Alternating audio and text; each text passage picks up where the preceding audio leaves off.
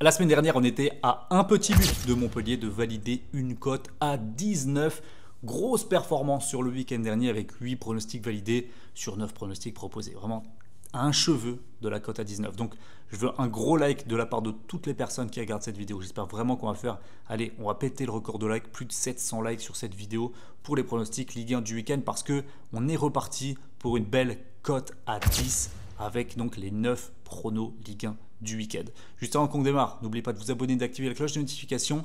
Et ce week-end, je vais reposter comme le week-end dernier des duos buteurs sur mon canal Telegram. Le lien est en description, en commentaire épinglé. Foncez rejoindre. Semaine dernière, on a fait passer Lacazette plus Fofana buteur cote à 7,75. C'était incroyable, un vrai carnage. C'est bénéfices assurés sur l'ensemble du week-end grâce à ce type de pronostic-là qui est posté uniquement dans le canal Telegram et totalement gratuitement. Donc foncez rejoindre. On commence la vidéo avec Nice contre Reims. Ici, on ne va pas faire durer le suspense très longtemps. Nice a un calendrier ultra favorable sur la fin de saison pour aller chercher l'Europe. Ils n'ont pas le droit à l'erreur, même si Reims est mieux sur cette fin de saison, plus solide. Il y a plus de cohérence, mais là, ce n'est pas normalement un match de leur niveau. Je vais quand même sécuriser pour ne pas perdre dès le vendredi soir. Je vais prendre Nice ou nul et moins de 4,5 buts dans la partie. Ça me semble être un pronostic tout à fait raisonnable. On continue avec Strasbourg-Paris. Il y a beaucoup de débats sur ce match-là. Alors Paris a perdu sa série d'invincibilité, donc 30 matchs le week-end dernier en perdant à domicile 3-1 contre Nice. C'était quand même un sacré choc, mais c'était prévisible. On a senti un petit peu comme les Parisiens en dessous physiquement, un petit peu moins concernés, un petit peu moins concentrés. Et puis Nice également qui est sur la pente ascendante sur cette fin de saison. Au niveau du jeu, c'est une très belle équipe et même à l'extérieur. Donc Strasbourg va pouvoir peut-être profiter de ce match-là pour prendre 3 points. Ils sont dans la course, ils sont dans les 7 pour les places européennes. La lutte, elle fait rage, c'est incroyable. Tous entre 54 et 58 points, c'est une folie. Strasbourg, on a 54. Je pense qu'ils peuvent faire quelque chose très concrètement. Ça fait 11 matchs qu'ils n'ont pas perdu. Je crois que depuis le mois de novembre, si on fait le classement depuis novembre, Strasbourg, c'est la deuxième meilleure équipe de Ligue 1 et seulement à 4 points de Paris. Donc c'est peut-être les deux meilleures équipes là, de 2025 en Ligue 1 qui vont s'affronter. Strasbourg a encore gagné 3-1 la semaine dernière contre Saint-Étienne. Ils sont sereins, ils sont souverains. Et franchement, c'est une magnifique équipe. Je pense qu'ils vont faire quelque chose ici. Je pense clairement qu'ils vont peut-être même gagner parce que à Paris, clairement, ce match-là, ils n'ont plus la série d'invincibilité en Ligue 1. Ils sont entre les deux matchs de demi-finale de Ligue des Champions. Donc, ils ont joué à Arsenal mardi. Ils vont recevoir Arsenal mercredi prochain. Donc, clairement, ce match-là ne sera pas l'objectif. Étant donné en plus que les troupes sont un petit peu fatiguées côté Paris Saint-Germain, ça va faire tourner dans les grandes largeurs. Ouais, moi, franchement, là, je pourrais tenter large la victoire de Strasbourg dans ce match-là. Je vais donner un prono plus safe pour le combiner. Strasbourg perd d'un but maximum et au moins 2 buts dans la partie. On continue avec Toulouse contre Rennes. Ici, ça va être un joker. Équipe toulousaine qui ne fait pas forcément bonne impression sur les dernières semaines. Équipe rennaise irrégulière. Un match, c'est très bon. Un match, enfin, non. Mon analyse directe, elle n'est pas bonne.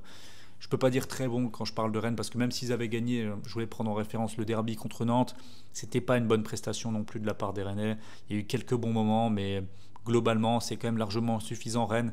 Et avec ce qu'ils ont montré en plus à Lyon la semaine dernière, bref, on va voir comment ça va se passer, mais je donnerais peut-être plus un avantage à Toulouse, voire le match nul, mais ça va être un joker ici, c'est un match trop compliqué. Ensuite, Saint-Etienne contre Monaco. Là par contre, je vais partir avec pas mal de certitude sur un but de 2,5 buts. Voilà, on voit toujours du spectacle sur les matchs de Saint-Etienne, ça, il n'y a pas de problème.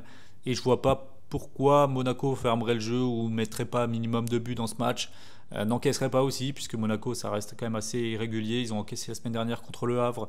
Je pense qu'ils vont encore encaisser cette semaine contre Saint-Étienne, qui joue son maintien, qui va jouer à fond à 200% ses chances. Alors, je ne pense pas qu'ils aient le niveau pour embêter Monaco si Monaco se met, on va dire, à 90% de ses capacités. Mais en tout cas, ça va être un match un but et je prends le plus de 2,5.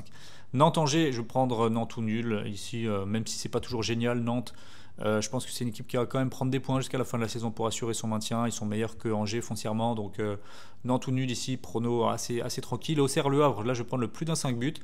Parce qu'on a Le Havre qui a de l'enjeu pour le maintien. Donc forcément, ils vont être présents. Et on a Auxerre qui termine la saison avec beaucoup d'enthousiasme. Ils ont battu Lens 4-0 la semaine dernière. Donc pareil, ça va jouer. Ça va être un match assez sympa, assez ouvert. Plus d'un 5 buts pour continuer tranquillement. Brest contre Montpellier, joker. Joker ici parce que Montpellier, j'arrive jamais à jouer contre eux, sur eux. Parfois, je pense qu'ils vont quand même marquer. Je pense qu'ils vont tenir défensivement. Enfin bref, Montpellier, j'y arrive pas. Donc ici, ce sera Joker, clairement. Brest, on ne sait pas trop comment ils vont finir la saison non plus. Ils ont fait un bon match, enfin un match intéressant à Marseille la semaine dernière, mais ils prennent quand même un score. Donc on ne sait pas trop comment ils vont finir la saison. Ensuite, il y a une belle cote là par contre, celle de Lyon, à prendre en sec. Lyon, victoire en sec contre Lens. Ça, c'est pas mal du tout. C'est à plus de 1,70, je crois. Lens, on l'a vu la semaine dernière, complètement démobilisé. Il n'y aura plus d'enjeu sur la fin de saison, clairement. Ça commence même à puer en interne là, avec les discours de Will Seal. Bref, c'est bizarre. Et c'est fin de cycle pour Lens sur la fin de saison. Ils sont en train de craquer. Donc là, je prends une victoire de Lyon tous les jours. À domicile ici, je pense pas vraiment qu'il y ait de suspense dans la partie. Victoire de l'OL et on termine avec une évidence également. Entre Lille et Marseille, les deux équipes marquent. LDEM ici, tous les jours. Lille, c'est fort hein, quand même Lille. Ils vont marquer, il n'y a aucun monde où Lille ne marque pas à domicile contre Marseille, surtout avec les errements défensifs qu'on voit semaine après semaine pour les Marseillais, même lorsqu'ils maîtrisent les matchs, ils peuvent se mettre le feu en 2-2. Et Marseille paraît quand même bien concentré sur la fin de la saison, donc pareil, ils vont marquer aussi à l'extérieur, ils ont souvent montré leur puissance offensive également. Donc les deux équipes marquent ici, c'est d'assez loin, je pense, le pronostic le plus sûr. Si on combine donc tout ça, tous ces pronostics-là, on arrive à une cote de 10,15, je crois, quelque chose comme ça. Donc un beau x10 potentiel. J'espère que c'est pas la plus petite cote qui, comme la semaine dernière, va nous avoir. Je crois que la plus petite cote ici, c'est peut-être Nantes ou nul, ou le plus d'un 5 au Serre Le Havre. On verra bien. En tout cas, grosse confiance quand même sur ces pronostics-là. On espère au minimum faire un bon 90% de réussite.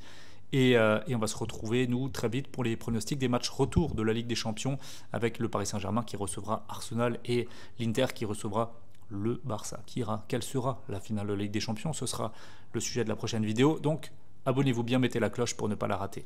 Merci à tous et à très vite sur YouTube. Ciao, ciao.